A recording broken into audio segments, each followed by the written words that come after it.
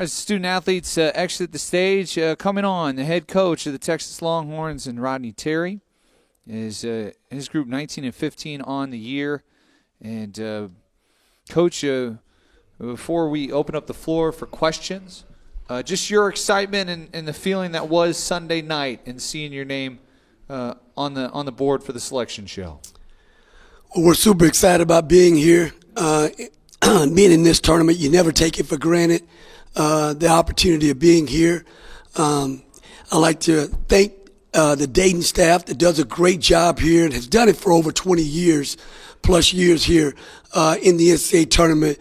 The welcome that you guys gave us the other day, and what you've been able to do in terms of the environment that you have here in March is second to none. I talked to our guys about this venue and how great of fans you have here in Dayton. I was a young coach at UNC Wilmington, and we got a chance to play an NIT game here. Man, what great basketball fans here. Great venue, just a great setting. I know, again, there's a big rival between Dayton and Xavier. And we like to think that hopefully Dayton, you come over to our side and give us a little bit of home court cooking a little bit as opposed to being on the road. But one of the best venues in all of college basketball here in Dayton. We're excited about being here and competing against a really, really good Xavier and well-coached team. Open up the floor. First question for Coach. We'll go on the aisle. Eric Henry, 24/7 Sports. RT, one of the things you've preached over the past, month, 2 months is every game being an NCAA tournament game. Just curious, with you guys having that mentality over the last stretch, how does that prepare for now being an NCAA tournament game? Well, I think, again, if you're playing March basketball already mid-February, and even really for us in the SEC was pretty much throughout January that you were playing NCAA tournament and March basketball, every possession really matters. The urgency that you have to play with really matters. Rebounding, having a defensive presence really matters. And it really decides the outcome of games. And be no different tomorrow. Xavier may be the fastest team we played all season long. They put tremendous pressure on your transition first down defense. You gotta get back. If you don't, they're shooting a layup or they're scoring a three. Sean's done a great job with this group in terms of, the pace that they play with. It's really, really fast and puts a lot of pressure on you to get back and set your defense. Fremantle is a really good player inside, and he makes everything go as well.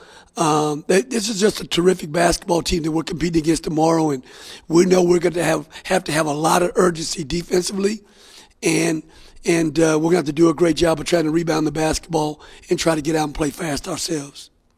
Across the aisle. Hey, Rodney, Cedric Golden, Austin American Statesman. You and your staff have coached in a million of these tournaments, but as far as the players are concerned, how much do you lean on guys like Caden Cedric, Tremont, Mark, who have been in these types of games to kind of trickle down to their other teammates that are doing it for the first time? Yeah, Cedric, this time of year, it's really, again, about your players being excited about being in the moment.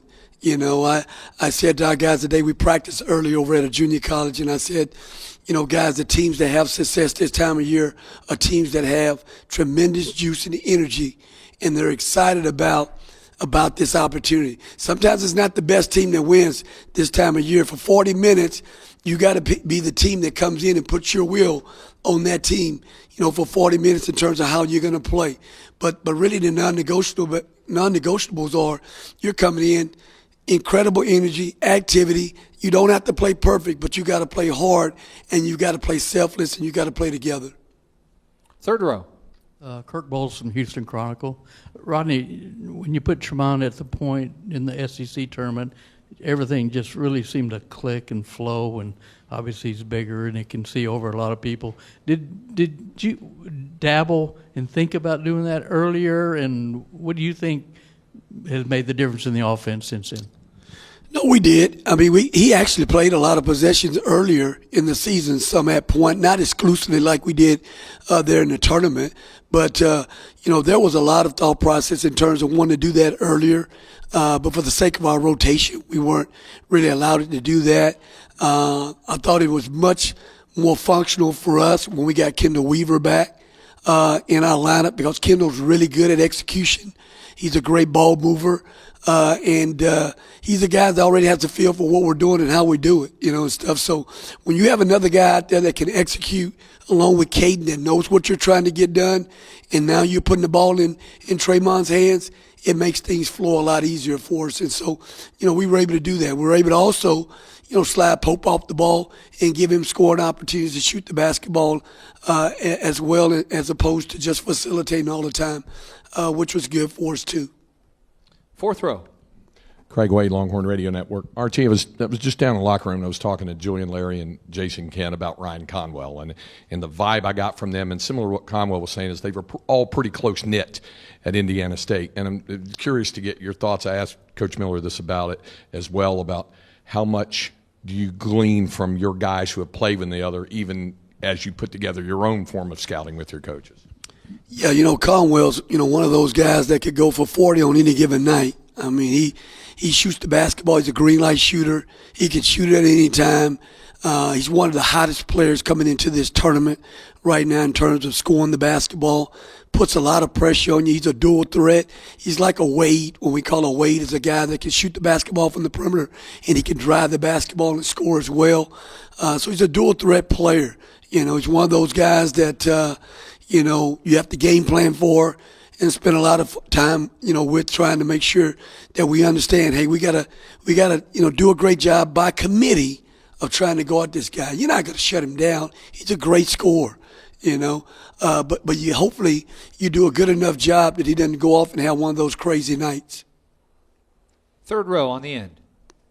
Eric Henry, 24/7 Sports. RT, just curious, in a game like this, and piggybacking for Craig's question with scouting, do you use advanced analytics, or is it just like, hey, we turn on the film and we watch it that way? I'm just curious, as a coach, kind of how you do that.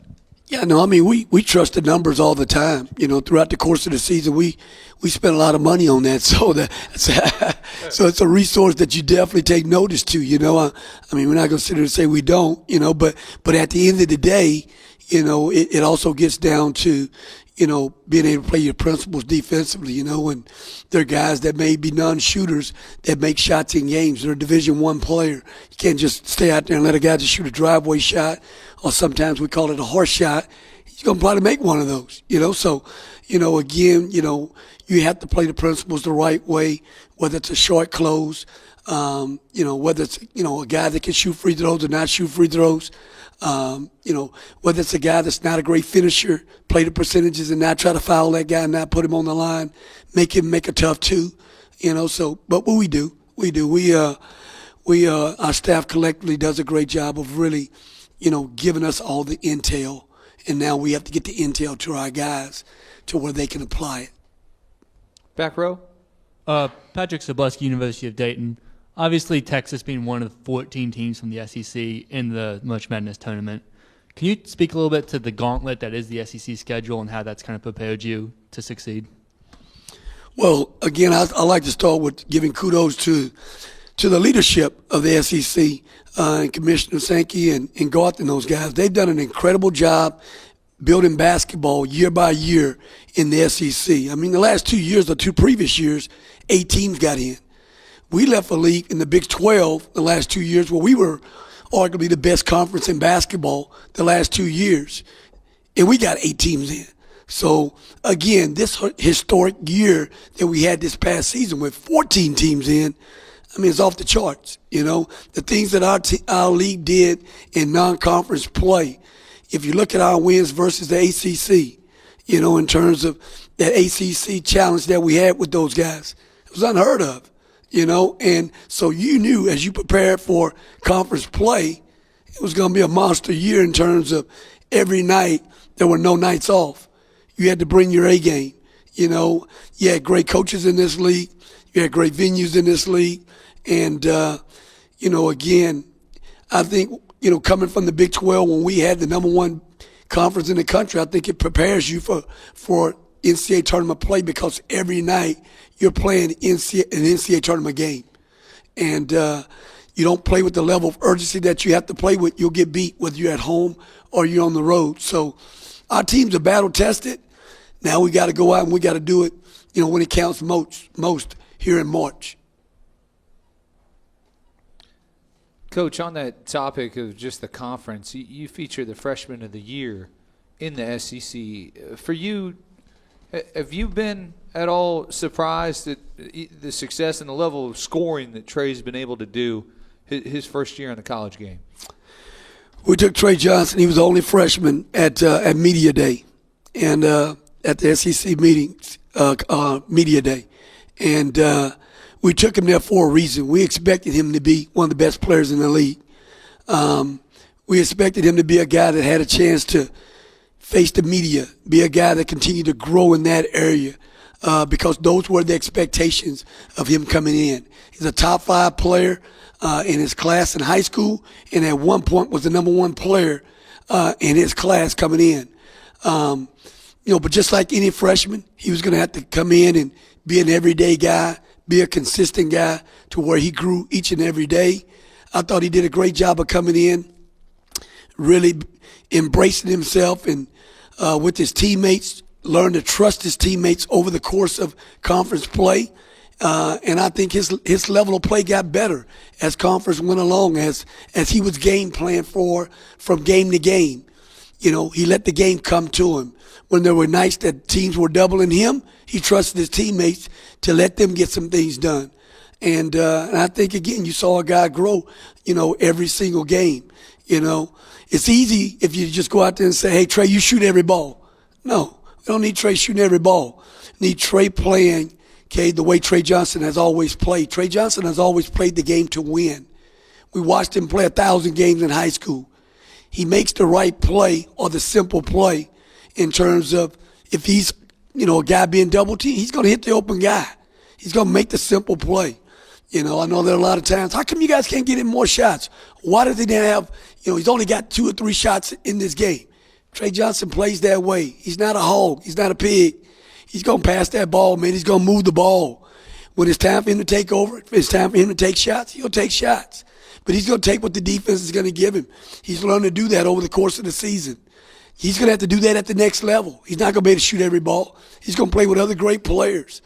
But I think that he's learned to do that. I think his growth has been great. From a maturity standpoint, we expected him to be freshman of the year in the league. We expected him to be one of the best players in the league. So and he lived up to the billing. Back to the third row. Kirk Bowles from the Houston Chronicle. Rodney, I wonder if you've kidded or razzed Sean Miller about the Arizona inbounds violation call, and how painful was that, and has it stuck with you and Rick? Yeah, I don't think I've ever really, ribbed him about it. We helped him become an Elite 8 coach. They went on and went to the Elite 8 and had a chance to go to the Final Four. And the point that Kirk is referencing is I think it was 2011, my last year at Texas. We played those guys in the Sweet 16 game, and we felt like we had the game won. And there was a 5-second call. Dick Carmel made the call. I can remember Dick, right? Dick was a great official, by the way. No knock against Dick. But a 5-second. I've called him out. I do remember that, though. I had him many times in the Mountain West, later in my career, coaching at Fresno State. And I reminded him every time, that we should have been a Sweet 16. 5-second call. 5-second call, and before we could get to the locker room, Coach Barnes wanted that computer because he wanted to make sure that was the right call. But nevertheless, they got the ball back. Derek Williams scores an inbounds play. They win the ball game. They go to the Sweet 16. So we gave them situation gave him a great gift that day. But no, Sean's a great coach. He's been a great coach for a number of years. He had some great teams at Arizona. I got a chance to coach against him a couple of times at Arizona when I was in Fresno. And we got a chance to compete in the NCAA tournament last. But his teams have always been very well coached. They don't beat themselves. And they play really, really well and together offensively. But yeah, that was a great moment in the tournament. About 4 seconds. Let's go to the back of the room across the aisle. Paul Chu, media for the University of Dayton. So you guys made it into the March Madness first four, which is a huge accomplishment, but I would like to talk about your women's team. You guys are number one right now in the AP poll for women's basketball. What do you have to say for that and that accomplishment?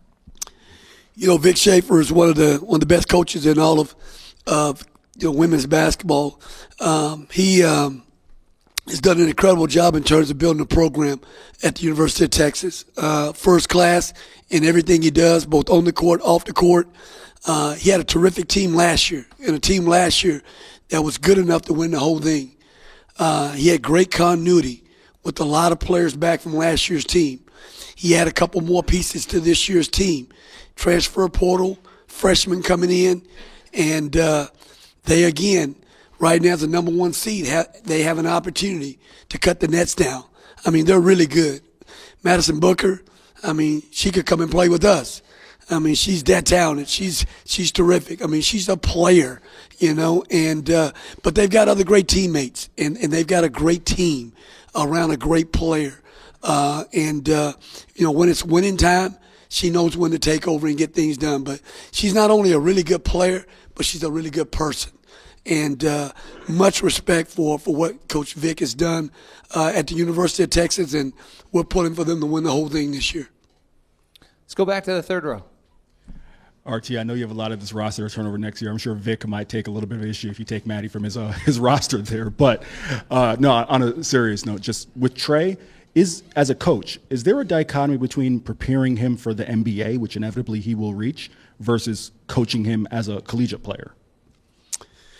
Yeah, Eric, I think, again, I've been blessed to coach a number of one-and-done players, and we knew when we signed Trey Johnson was a one-and-done talent, and I think the thing you try to do with those guys is you try to, one, have a great relationship to where you can coach them on the floor, to where they know when you're coaching them to even get out of their comfort level in terms of there's another level that you can go to.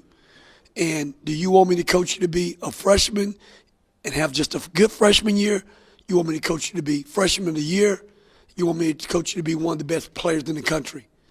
And there were moments throughout the course of the first part of our tenure coaching, young Trey Johnson, that he had to come to grips with that. And I thought that he really embraced that and said, hey, no, Coach, I want you to coach me to be one of the best players in the country. And is that demanding? Is that holding him accountable to another level other than just a freshman? Yes. But I think he embraced that. I think his teammates embraced that in terms of how good we were pushing him to be this year. And I think he's excelled at a high level. Is there still room for growth in his development? Absolutely. All of our guys still had great room for growth. Kevin Durant had great room for growth, and he's one of the best freshmen of all time. But again, I think he's really matured in a number of different ways. You can go back and look in game situations in conference play this year. We put the ball in his hands to win the game in several games with game-winning plays. Did he make those? No. But those were growing moments. As a young player, to put the ball in his hands and say, go win the game for us, that's a growing moment for him. And all great players have failure, but they learn from failure to be better. But they want that ball in that moment. Can he do that a year from now? All day, every day. But we coach guys that way that had a hard time doing that when they were freshmen, sophomores. But when they were seniors in college, they're scoring that basketball. They're making that winning play. But you have to have that growth. And that was some growth that we saw with Trey Johnson over the course of the season. Arkansas game should have been at the foul line to win the game. But we're going to let that go, right? That's a game winner, free throw. We'll let that one go. Coach, looking back at your season, overall, I guess two questions. One, what's the best quality of your basketball team? And then two, what's the most complete game or the best game that you've played on the year? I think the thing that's most liking of our team this season. I said it from the start of the year. Team chemistry. These guys I have a group of guys that all like each other. They made so many great memories this year that they'll talk about the rest of their lives in terms of, whether they're ribbing each other on the bus, they're ribbing each other, after a film session. But these guys spent a lot of time with each other, and it happened very organically. We didn't force feed it, but they really, really like spending time with each other, not just on the court, but off the court. Our most complete game, I thought we played really well at Mississippi State. I thought that was a game where our guys, from the start of the game to the finish of the game, they really executed the game plan in terms of how we wanted to play defensively. We could have done a few things better offensively to close the game out in terms of handling their pressure. But I thought it was probably one of our most complete games. I thought our game against Vanderbilt in the tournament was one of our most complete games of the year as well. So I'd probably say those two games. I know we played really well at LSU, but those two games stand out the most to me in terms of scouting report, and then going out and executing and just playing the level of basketball that we thought we were capable of playing this season. Any more questions for Coach? Coach, thank you so much. We're really excited to watching your group tomorrow night. Best of luck. Thank you so much. Appreciate you.